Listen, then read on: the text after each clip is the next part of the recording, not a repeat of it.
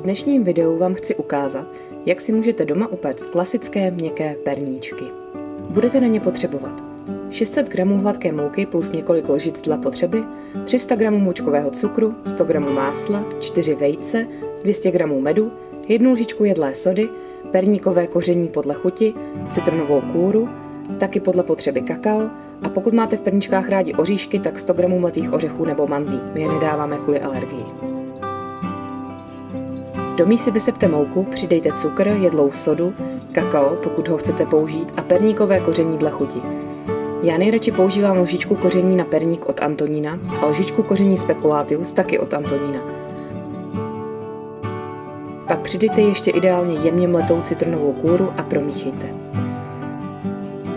Uprostřed směsi udělejte důle a přidejte máslo, do něj vlijte vejce a med.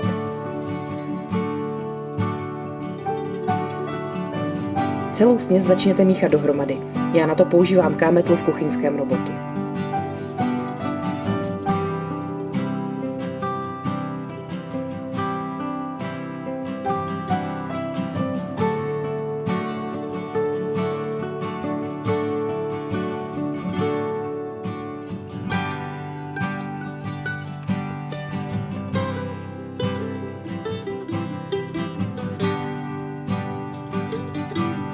Lepivou směs vyklopte na vál a podle potřeby do ní zapracujte ještě trochu hladké mouky. Těsto musí stále zůstat měkké a lehce lepivé. Já jsem si tady rozdělila těsto na 2 poloviny. Do jedné přidávám ještě 2 lžíce mouky, aby se nelepilo tolik.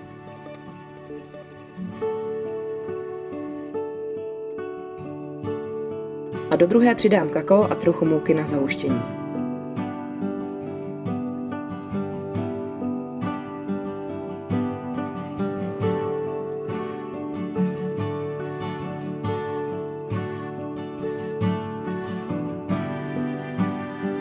Nakonec těsto zabalte do pevného sáčku nebo fólie a dejte do druhého dne do lednice.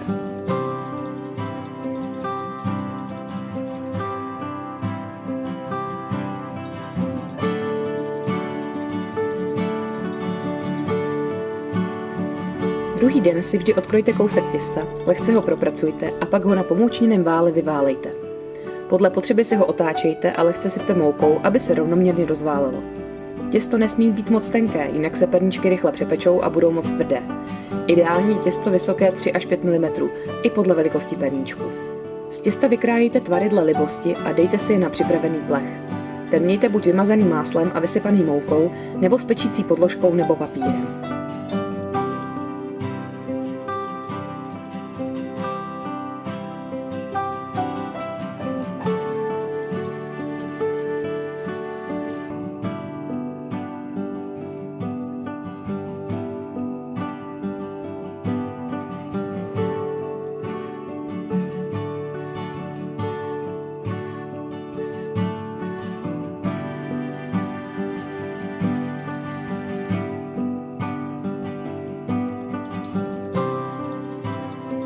Perníčky pak můžete rovnou péci, anebo je potřít rozšlehaným žloutkem s vodou.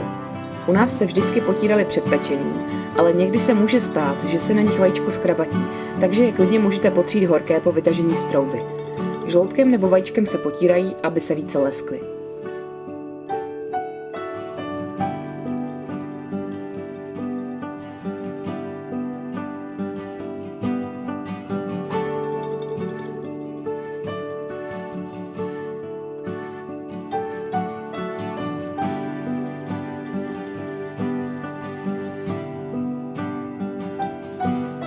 Pokud se vám stane, že na perníčkách zůstává mouka z rozvalování těsta, omeďte ji suchým štětečkem a poté dle libosti potřete vajíčkem nebo žloutkem.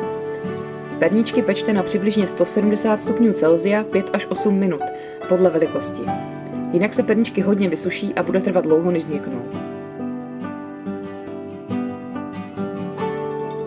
Upečené perníčky přineste na tác a nechte je úplně vychladnout. Vystydnuté je skladujte v dobře uzavřených krabicích nebo dózách, ideálně třeba plechových nebo skleněných. V papírových by perníčky stvrdly.